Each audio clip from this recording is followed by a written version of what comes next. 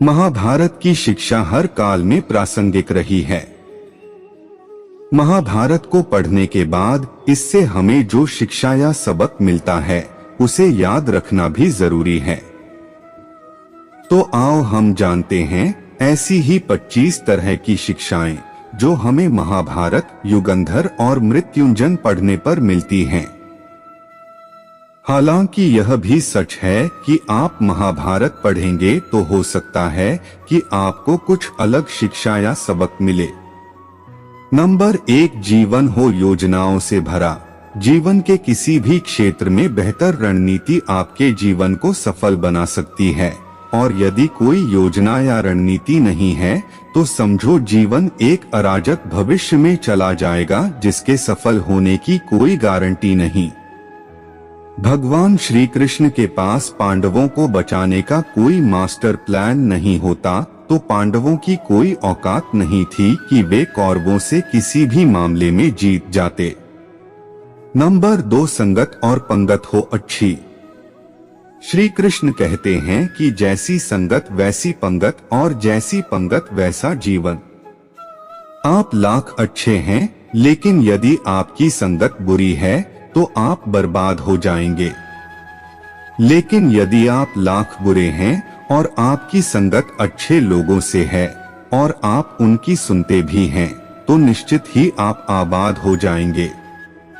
कौरवों के साथ शकुनी जैसे लोग थे जो पांडवों के साथ कृष्ण और शकुनी मामा जैसी आपने संगत पाल रखी है तो आपका दिमाग चलना बंद ही समझो। नंबर 3, अधूरा ज्ञान घातक। श्री कृष्ण कहते हैं कि अधूरा ज्ञान सबसे खतरनाक होता है।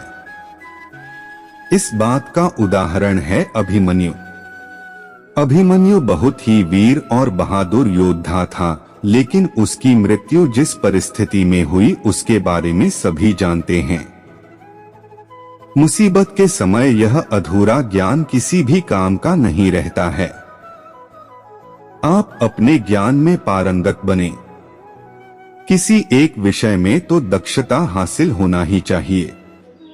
नंबर 4, दोस्त और दुश्मन की पहचान करना सीखें। महाभारत में ऐसे कई मित्र थे जिन्होंने अपनी ही सेना के साथ विश्वासघात किया। ऐसे भी कई लोग थे जो ऐन वक्त पर पाला बदलकर कौरवों या पांडवों के साथ चले गए। शल्य और युयुत्सु इसके उदाहरण हैं। इसीलिए कहते हैं कि कई बार दोस्त के भेष में दुश्मन हमारे साथ आ जाते हैं और हमसे कई तरह के राज लेते रहते हैं।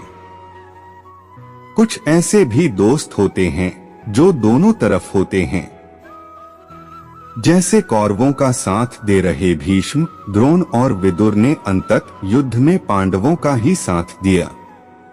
नंबर 5, हथियार से ज्यादा घातक बोल वचन।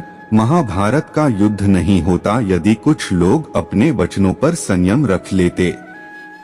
जैसे द्रौपदी यदि दुर्योधन को अंधे का पुत्र भी अंधा नहीं कहती तो महाभारत नहीं होती।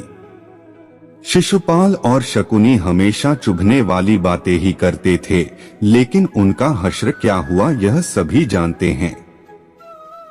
सबक यह कि कुछ भी बोलने से पहले हमें यह सोच लेना चाहिए कि इसका आपके जीवन, परिवार या राष्ट्र पर क्या असर होगा।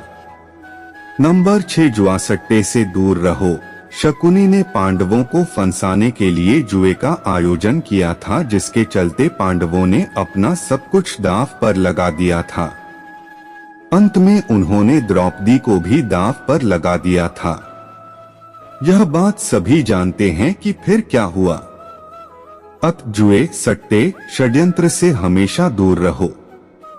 ये चीजें मनुष्य का जीवन अंधकारमय बना देती हैं। नंबर 7, सदा सत्य के साथ रहो। कौरवों की सेना पांडवों की सेना से कहीं ज्यादा शक्तिशाली थी। एक से एक योद्धा और ज्ञानीजन कौरवों का साथ दे रहे थे। पांडवों की सेना में ऐसे वीर योद्धा नहीं थे। कहते हैं कि विजय उसकी नहीं होती जहां लोग ज्यादा हैं, ज्यादा धनवान हैं या बड़े पदाधिकारी हैं। विजय हमेशा उसकी होती है जहाँ ईश्वर है, और ईश्वर हमेशा वही है जहाँ सत्य है, इसलिए सत्य का साथ कभी न छोड़ें। अंततः सत्य की ही जीत होती है। सत्य के लिए जो करना पड़े करो। नंबर 8, लड़ाई से डरने वाले मिट जाते हैं। जिंदगी एक उत्सव है, संघर्ष नहीं। लेकिन जीवन के कुछ मोर्चों पर व्यक्ति को लड़ने के लिए हमेशा तैयार रहना चाहिए। जो व्यक्ति लड़ना नहीं जानता, युद्ध उसी पर थोपा जाएगा या उसको सबसे पहले मारा जाएगा। महाभारत में पांडवों को यह बात श्री कृष्ण ने अच्छे से सिखाई थी। पांडव अपने बंधुओं से लड़ना नहीं चाहते थे, लेकिन श्री कृष्ण ने समझाया कि जब किसी मसले का हल शांतिपूर्ण तरीके से नहीं होता, तो फिर युद्ध ही एकमात्र विकल्प बच जाता है। कायर लोग युद्ध से पीछे हटते हैं। युद्ध भूमि पर पहुंचने के बाद भी अर्जुन युद्ध नहीं करना चाहता था। तब भगवान श्री कृष्ण ने उससे कहा कि न कोई मरता है और न कोई मारता है, सभी निमित्त मात्र हैं।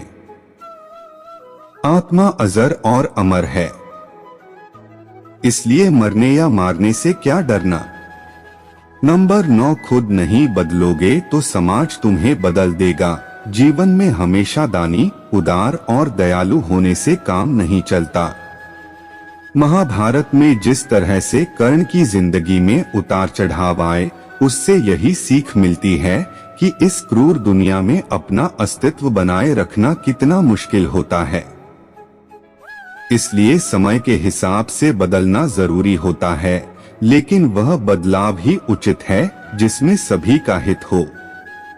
कर्ण ने खुद को बदलकर अपने जीवन के लक्ष्य तो हासिल कर लिया, लेकिन वे फिर भी महान नहीं बन सके, क्योंकि उन्होंने अपनी शिक्षा का उपयोग समाज से बदला लेने की भावना से किया। बदले की भावना से किया गया कोई भी कार्य आपके समाज का हित नहीं कर सकता। नंबर 10, शिक्षा का सदुपयोग जरूरी। समाज ने एक महान योद्धा कर्ण को तिरस्कृत किया था, जो समाज को बहुत कुछ दे सकता था, लेकिन समाज ने उसकी कदर नहीं की, क्योंकि उसमें समाज को मिटाने की भावना थी।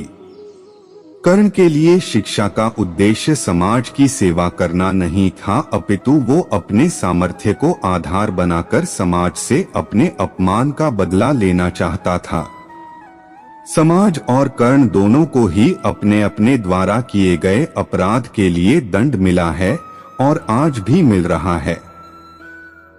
कर्ण यदि यह समझता कि समाज व्यक्तियों का एक जोड़ मात्र है जिसे हम लोगों ने ही बनाया है, तो संभवत वह समाज को बदलने का प्रयास करता, न कि समाज के प्रति घृणा करता। नंबर 11, अच्छे दोस्तों की कदर करो। ईमानदार और बिना शर्त समर्थन देने वाले दोस्त भी आपका जीवन बदल सकते हैं। पांडवों के पास भगवान श्री कृष्ण थे, तो कौरवों के पास महान योद्धा कर्ण थे। इन दोनों ने ही दोनों पक्षों को बिना शर्त अपना पूरा साथ और सहयोग दिया था। यदि कर्ण को छल से नहीं मारा जाता तो कौरवों की जीत तय थी। पांडवों ने हमेशा श्री कृष्ण की बातों को ध्यान से सुना और उस पर अमल भी किया, लेकिन दुर्योधन ने कर्ण को सिर्फ एक योद्धा समझकर उसका पांडवों की सेना के खिलाफ इस्तेमाल किया।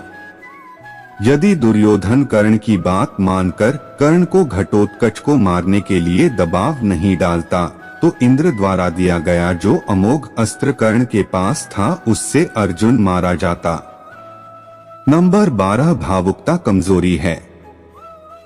धृतराष्ट्र अपने पुत्रों को लेकर जरूरत से ज्यादा ही भावुक और आसक्त थे। यही कारण रहा कि उनका एक भी पुत्र उनके वश में नहीं रहा। वे पुत्र मोह में भी अंधे थे।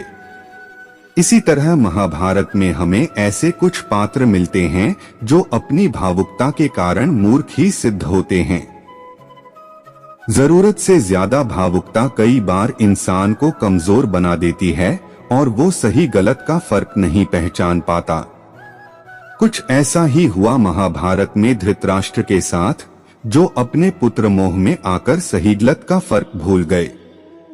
नंबर 13 शिक्षा और योग्यता के लिए जुनूनी बनो। व्यक्ति के जीवन में उसके द्वारा हासिल शिक्षा और उसकी कार्य योग्यता ही काम आती है। दोनों के प्रति एकलव्य जैसा जुनून होना चाहिए, तभी वह हासिल होती है। अगर आप अपने काम के प्रति जुनूनी हैं, तो कोई भी बाधा आपका रास्ता नहीं रोक सकती। नंबर 14 कर्मवान बनो। इंसान की जिंदगी जन्म और मौत के बीच की कड़ी भर है। यह जिंदगी बहुत छोटी है। कब दिन गुजर जाएंगे आपको पता भी नहीं चलेगा, इसलिए प्रत्येक दिन का भरपूर उपयोग करना चाहिए। कुछ ऐसे भी कर्म करना चाहिए जो आपके अगले जीवन की तैयारी के हों। ज्यादा से ज्यादा कार्य करो। घर और कार्यालय के अलावा भी ऐसे कार्य करो जिससे आपकी संतानें आपको याद रखें। गीता यही संदेश देती है कि हर पर ऐसा कार्य कर जो तेरे जीवन को सुंदर बनाए। नंबर 15 अहंकार और घमंड होता है पतन का कारण। अपनी अच्छी स्थिति, बैंक बैलेंस, संपदा, सुंदर रूप और विद्वता का कभी अहंकार मत कीजिए। समय बड़ा बलवान है। धनी, ज्ञानी, शक्तिशाली पांडवों ने वनवास भोगा और अतिसुंदर द्रौपदी भी उनके साथ वनों में भटकती रही। समय के खेल निराले हैं। जिस अम्बा का जीवन भीष्म के कारण बर्बाद हो गया था, उसने शिखंडी के रूप में जन्म लेकर भीष्म से बदला लिया था। महाभारत में ऐसे कई उदाहरण हैं जिनसे यह प्रेरणा मिलती है कि घमंड को पतन का कारण बनने में देर नहीं लगती है। नंबर 16 कोई भी संपत्ति किसी की भी नहीं है। अत्यधिक लालच इंसान की जिंदगी को नर्क बना देता है। जो आपका नहीं है उसे अनीतिपूर्वक लेने, हड़पने का प्रयास न करें। आज नहीं तो कल उसका दंड अवश्य मिलता है। भगवान श्री कृष्ण कहते हैं कि आज जो तेरा है, कल बीता हुआ कल किसी और का था और कल आने वाला कल किसी और का हो जाएगा। अतः संपत्ति और वस्तुओं से आसक्ति मत पाल। यह तेरी मृत्यु के बाद यहीं रखे रह जाएंगे। अर्जित करना है तो परिवार का प्रेम और अपनत्व अर्जित कर, जो हमेशा तेरे साथ रहेगा। नंबर 17 ज्ञान का हो सही क्रियान्वयन।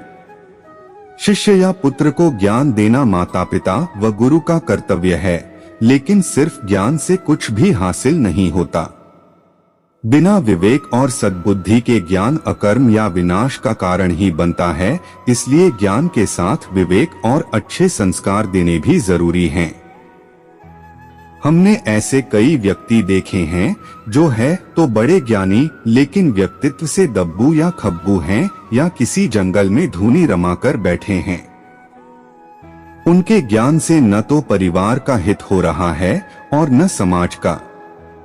ऐसे लोगों को कहते हैं अपने मियां मिट्ठू। खुद लिखे और खुद ही बांचे।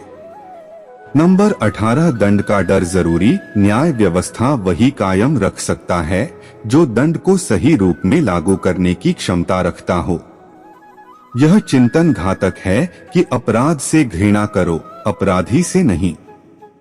दुनिया भर की जेलों से इसके उदाहरण प्रस्तुत किए जा सकते हैं कि जिन अपराधियों को सुधारने की दृष्टि से पुनर्वास कार्यक्रम चलाए गए, उन्होंने समाज में जाकर फिर से अपराध को अंजाम दिया है। अपराधी को हर हाल में दंड मिलना ही चाहिए। यदि उसे दंड नहीं मिलेगा तो समाज में और भी अपराधी पैदा होंगे और फिर इस तरह संपूर्ण समाज ही अपराधियों का समाज बन जाएगा।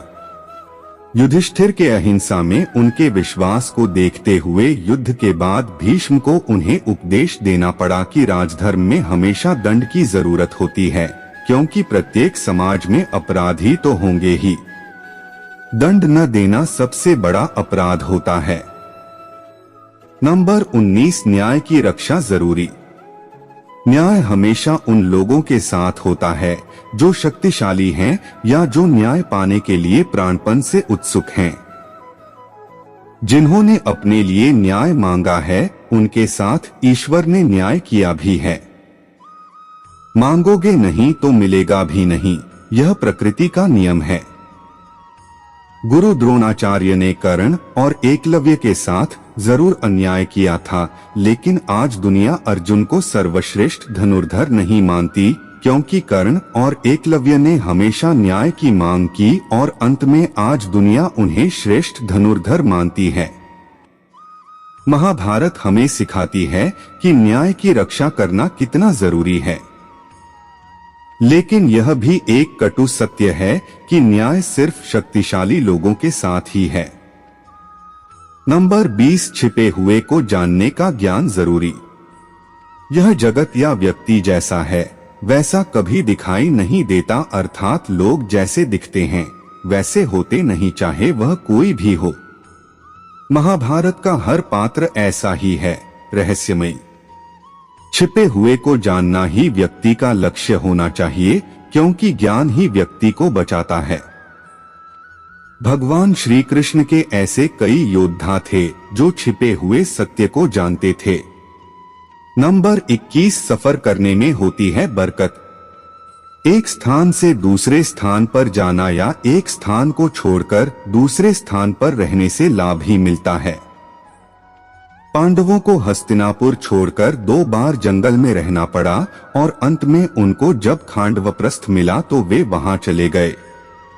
इसी तरह भगवान श्री कृष्ण को भी कई बार मथुरा को छोड़कर जाना पड़ा और अंत में वे द्वारिका में बस गए थे। कई बार लोगों को व्यापार या नौकरी के लिए दूसरे शहर या देश में जाना होता है।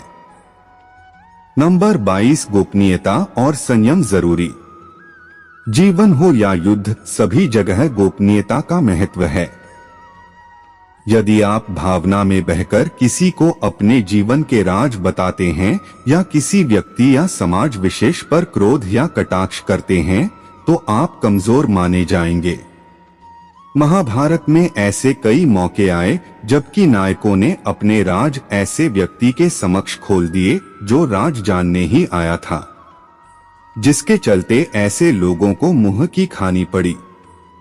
दुर्योधन, भीष्म, बर्बरिक ऐसे उदाहरण हैं जिन्होंने अपनी कमजोरी और शक्ति का राज खोल दिया था। नंबर 23, चिंता, भय और अशांति है मृत्यु का द्वार। किसी भी प्रकार की चिंता करना, मन को अशांत रखना और व्यर्थ के भय को पालते रहने से मृत्यु आसपास ही मंडराने लगती है। मौत तो सभी को आनी है, फिर चिंता किस बात की। कोई पहले मरेगा और कोई बाद में। चिंता का मुख्य कारण मोह है। जेल खान, दावाखाना या पागलखाना वह व्यक्ति जाता है जिसने धर्म सम्मत या संयमित जीवन नहीं जिया। बहुत महत्वाकांक्षी है या जिसने धन और शक्ति के आधार पर रिश्ते बना रखे हैं या जिसे अपनी संपत्ति की सुरक्षा की चिंता है। महाभारत को पढ़ने से हमें यही शिक्षा मिलती है कि चिंता मुक्त जीवन सबसे बड़ी दौलत है। नंबर 24, इंद्रिय संयम जरूरी है। इंद्रियां कभी तृप्त नहीं होती। जो इंद्रियों के वश में है उसका पतन निश्चित है। बहुत से लोग आजकल किसी न किसी प्रकार की आदत या नशे के गुलाम हैं। ऐसे लोगों का धीरे धीरे क्षरण होता जाता है। इंद्रिय संयम आता है संकल्प से। महाभारत का हर पात्र संकल्प से बंधा हुआ है। शक्ति का संचय इंद्रियों को वश में करने से ही संभव हो पाता है। नंबर 25, राजा या योद्धा को नहीं करनी चाहिए परिणाम की चिंता हो। श्री कृष्ण कहते हैं कि जो योद्ध या राज युद्ध के परिणाम की चिंता करता है वह अपने जीवन और राज्य को खतरे में डाल देता है। परिणाम की चिंता करने वाला कभी भी साहसपूर्वक न तो निर्णय ले पाता है और न ही युद्ध कर पाता है। जीवन के किसी मोड़ पर हमारे निर्णय ही हमारा भविष्य तय करते हैं। एक बार निर्णय ले लेने के बाद फिर बदलने का अर्थ यह है कि आपने अच्छे से सोचकर निर्णय नहीं लिया या आप में निर्णय लेने की क्षमता नहीं है। हम अपनी आत्मा को संदेहों और परेशानियों के बीच से निकालकर नई ऊंचाइयों की ओर बढ़ सकते हैं। हम आशा करते हैं कि हमारी यह वीडियो आप सभी को अवश्य पसंद आई होगी। हमारे YouTube चैनल को सब्सक्राइब अवश्य कर ले और हमसे जुड़े रहे। हमारी इस वीडियो को अपने परिवार और दोस्तों को शेयर करके इस ज्ञान को और बांटे, क्योंकि ज्ञान बांटने से ही बढ़ता है। प्रेम से बोलो राधे राधे।